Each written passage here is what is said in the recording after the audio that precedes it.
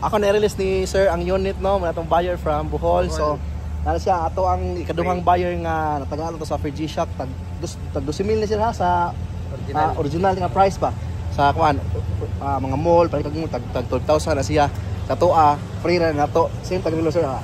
Same relo ni sir ha. Solar sa na siya sir. Solar dugay na malubat. Okay, nice so kayo. Kay napatay free nya smooth yung production na mo-assist po sila di kanang sa mga gustong magkuan ika-ato yun ika-sir nga ika-endorse nga kumukuan ba nang gusto mo kuha og sakyanan. So mga mga buyers sa Bohol no, followers na to. So nato laing buyers na to ha from Bohol na sa nino. So sir so di kami nagkuha ticket nya ato sa ihatod pa daw dito sa port karon.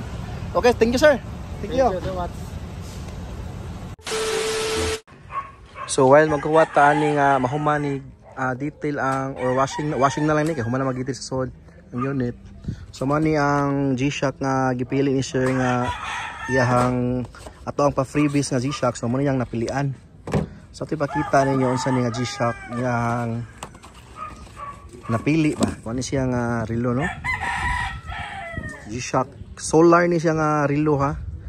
Solar ni siya nga G-Shock. Okay? So, muna siya itong ihatag sa tuwang buyer karon from Bohol. So, siya ang nagpili ani no. So, same na sa tuwa. Muna gitawag og King of G.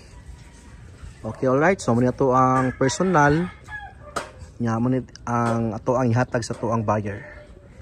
So, muna yung pa-previous na to sa MG G-Shock. Okay, alright. Ready sa namang unit ha. Sa panggiitang detailer diri sa kuan alumnus. Mo na si Boss Amo Tatay Tikyo. Gabi. Boss Amo ko yun. Ano maglimpyo ha. 2 hours later. So, mana ni lagi detail. Mga kinakusgan ring detailer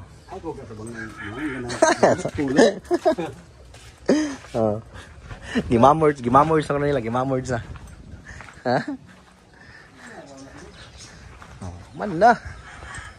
Sinaw na.